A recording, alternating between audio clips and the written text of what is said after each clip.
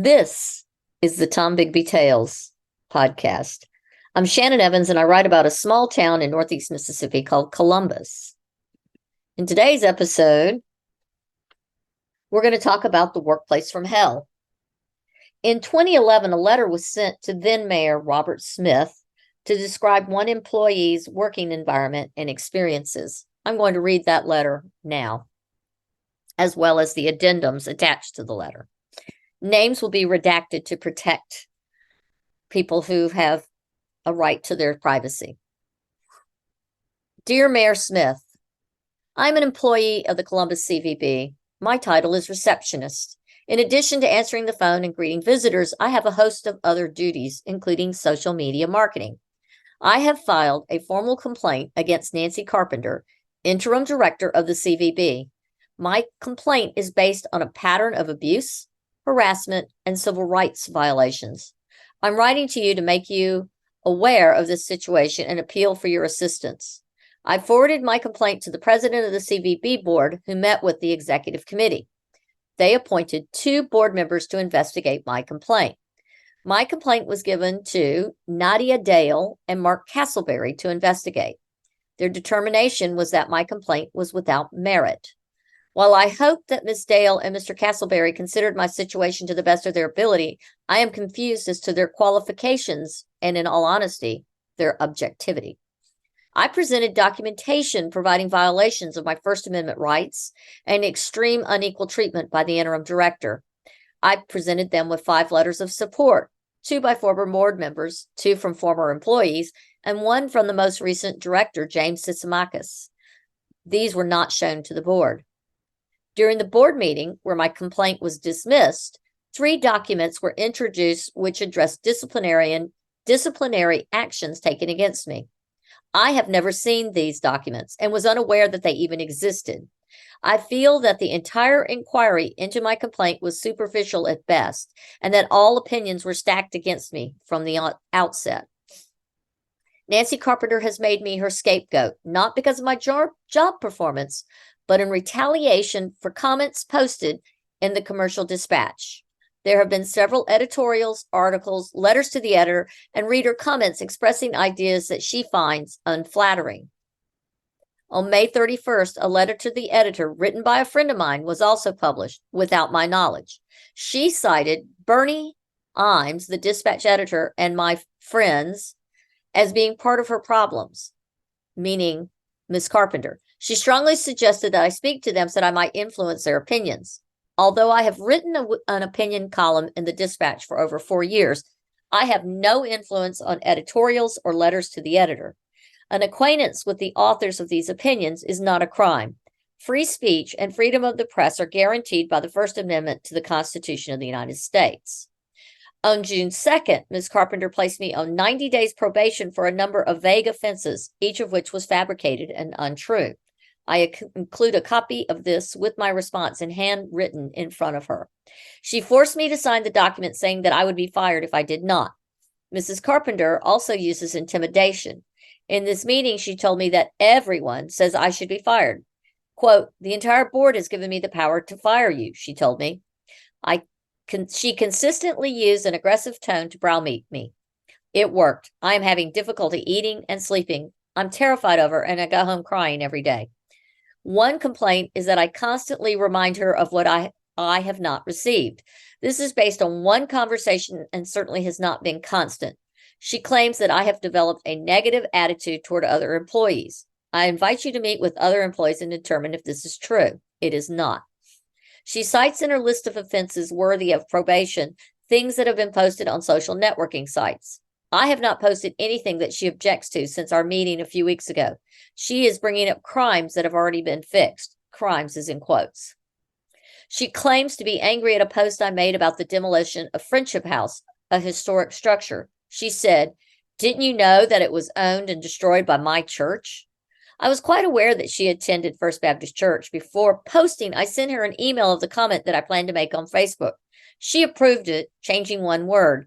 During the meeting where she yelled at me for posting, she brought up the incident that was long past. She said, "Her attitude is not conducive to a pleasant working environment. I suggest that you interview anyone who has ever dealt with me in the office. You will never find a complaint about my attitude. She also stated that I will be given an itemized list of jobs. I was not given this list, making it impossible to follow her murky directives. A list of duties was read to me at a staff meeting in June 20th, but not given to me in writing. Once again, this occurred after she read my complaint. In the 15 months that I have been employed at the CVB, I have not missed one day due to illness or any other reason. I always report to work early. Her list of offenses is ambiguous and frankly untrue. I'm being harassed because of opinions published in the Commercial Dispatch, opinions that are not even written by me. Nancy Carpenter has let paranoia influence her judgment. I love my job. However, Mrs. Carpenter has created an intolerable work environment. Please give my complaint close attention. Sincerely, redacted. Supporting data. This is the supporting data that was supplied with this letter to the mayor. Supporting data. I love working for the CVB and believe that I am a valuable employee. In my 1 year and 3 months, I've never called in sick, not even one day. I'm always the first one there, never late. I am the only employee who is not chronically late. I've done my job gladly, and former board members dubbed me Sunshine. Current board member George Swales, now deceased, always comments about what a pleasure it is to hear my voice when he calls. One of our clients calls me Miss Bubbly. I'm always eager to jump in to help. After Nancy Carpenter took over the duties of interim director, I never left the office without asking if she needed anything or whether I could do anything else. Here is 2 examples of how I saved Nancy and the CVB embarrassment and exhibited myself as a team player. There was a major problem when we hosted a showing of The Loss of a Teardrop Diamond at the Malco Theater. On the day before Nancy was out of the office, I called the theater to confirm our plans and was told they had no record of it. I spent the afternoon talking to their corporate office in Memphis and the local managers. It was eventually worked out. If I had not taken the initiative, our staff, guest, caterer, and the film's director would have been left locked outside the theater. The showing was planned for 11 a.m. with party food arriving at 10:30 a.m. The manager told me that he was not scheduled to open until 1 p.m. One employee left the office about 30 minutes before she was scheduled to make an appearance on WCBI, saying she would not honor this commitment. Her comment was, "Let the chips fall where they may." I jumped in and did the interview. Okay, this is the next piece of documentation that is attached, and it is about Carpenter showing blatant favoritism to selected employees. There will be a lot of redacted comments here. I am the only current employee who has never refused to do something requested. Carpenter asked both redacted and redacted to appear on WCBI to promote the spring pilgrimage. Both refused because they did not like to appear on television. Number 2, redacted and redacted both take copious amounts of time off to tend to personal business and vacations. Both were allowed to take off the entire week of their children's spring break, even though it was a very busy time with several big events to coordinate. At that time, redacted, also the mother of a child on spring break, was given no time off. Redacted was hired to do the work of an intern. Carpenter is allowing her to take the entire summer off to spend time with her children. Although Nancy is interim director with no guarantee that she will be appointed to that position permanently, she has promised, redacted, that her position will be saved for her. A former intern and college student, redacted, was let go because she wanted to change one of her days off to take a required class. Number 4, I was told that the CVB has a dress code with a strict no denim rule except on casual Friday. I asked if I could wear an ankle-length black denim skirt and was told only on Friday. On Thursday, May 5th, redacted wore a beige miniskirt with ragged cut-off hem and a white denim jacket. Anything she wears is deemed precious by Carpenter, and she has worn this outfit more than once. Number 5, for several months before her departure, I had been assisting redacted in organizing Tourism Partners, a monthly meeting. Redacted and I were the only ones working on this project. In March, I sent her an email listing the speakers who were slated to appear. Nancy Carpenter, as director of the CVB, always speaks. I had listed Nancy by her first name only. Nancy found the email on Gwen's desk. No one out of the office would have ever seen it. She became livid and reprimanded Redacted and me for not using Nancy Carpenter. Every other speaker has a last name, but I am only Nancy. She was terribly concerned that someone out of the office might see it. Again, this was an inter-office email between Redacted and me only. Later, Redacted provided me with the schedule, which I had requested of some tours that she was coordinating. The word mansion was misspelled. That, however, was not worthy of reprimand, even though it could have been seen by others, more so than by the email that I sent to Redacted. On May 12th, Redacted asked me to proof an invitation she was assigned to design.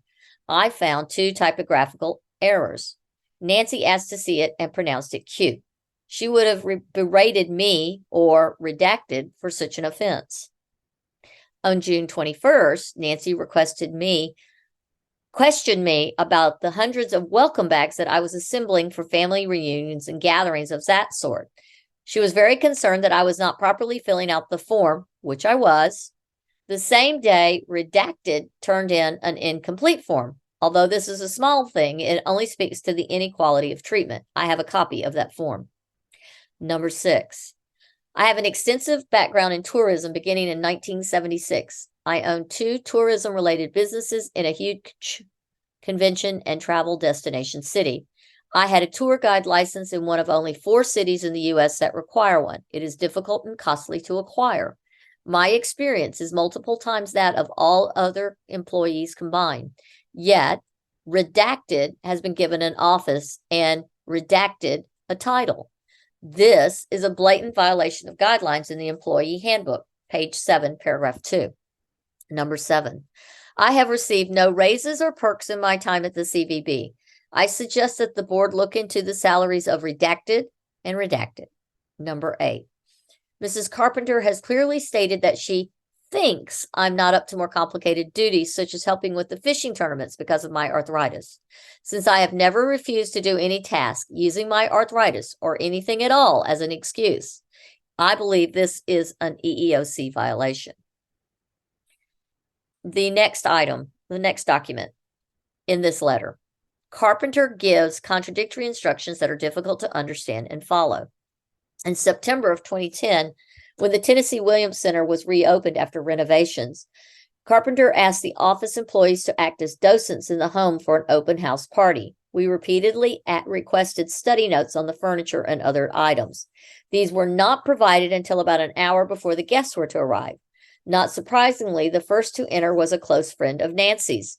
She asked questions that involved knowledge of the period pieces. I believe this was planned to sabotage the office staff. Tuesday, April 26, 2011, Nancy called a staff meeting. At that time, she asked to organize the Ghosts and Legends tour, which takes place in November. I said that I did most of the work last year and would be glad to do it again. She said she wanted it to be different than in other years. I have no idea how it will be different. I just want it different. This sort of direction makes the project unachievable. When I asked for more direction in May, I was told, I don't know, I'll have to think about it.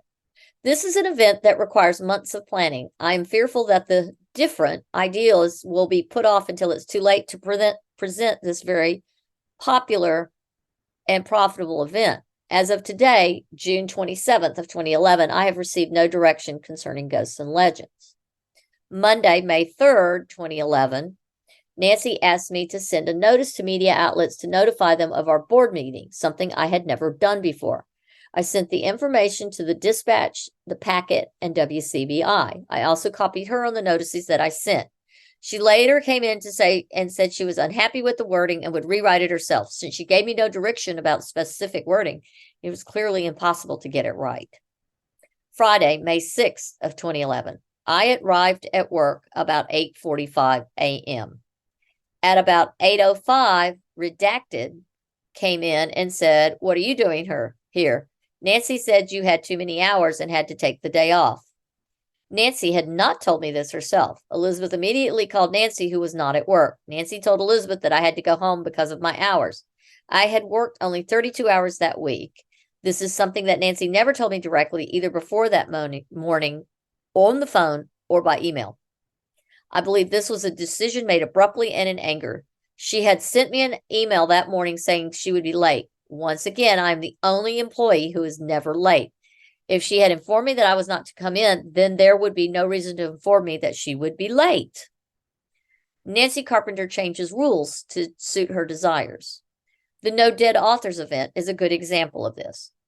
From September 2009 through the spring of 2010, I presented a monthly Sunday afternoon salon called No Dead Authors.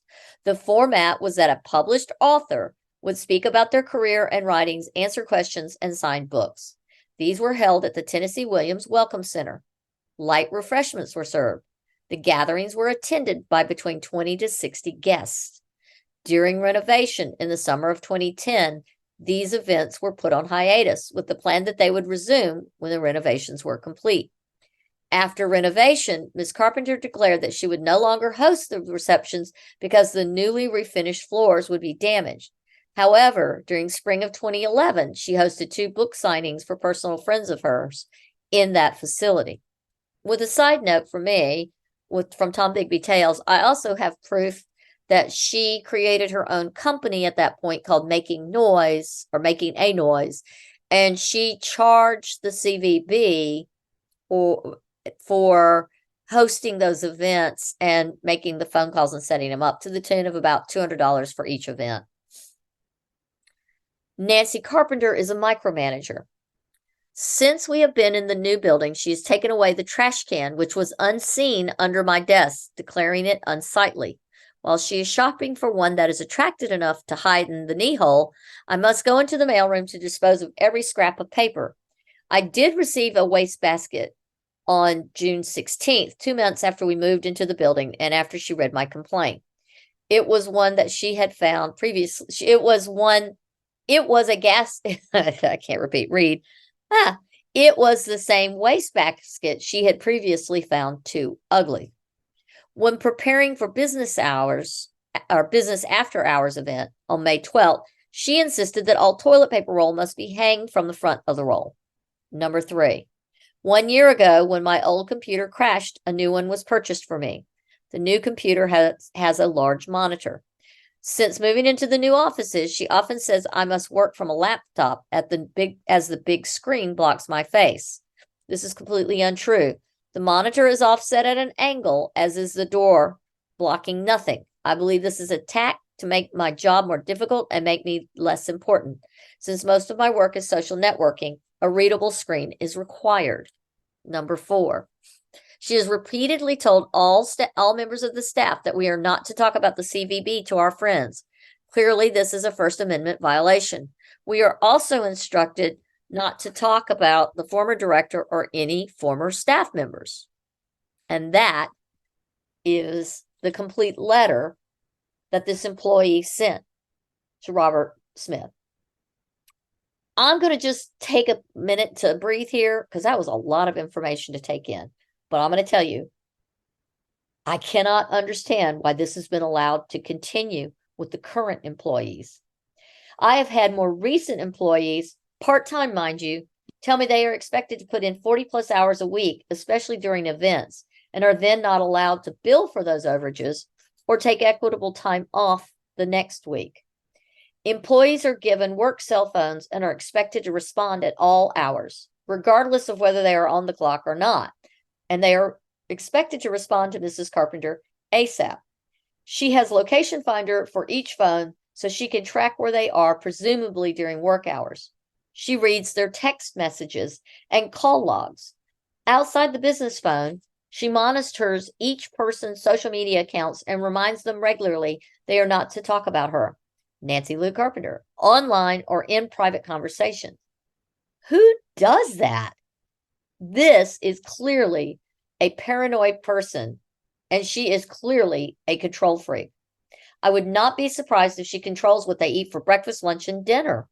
This is the most unhealthy work environment I have ever seen or heard of. She's either a micromanager, a tyrant, or both. Why have no city or county leaders stepped up to help protect these employees? I am absolutely livid that in this day and age, employees at a government entity paid for with your and my tax dollars It is run like the most abusive sweatshop. This must be addressed, and Carpenter must be removed as director of the CVB immediately.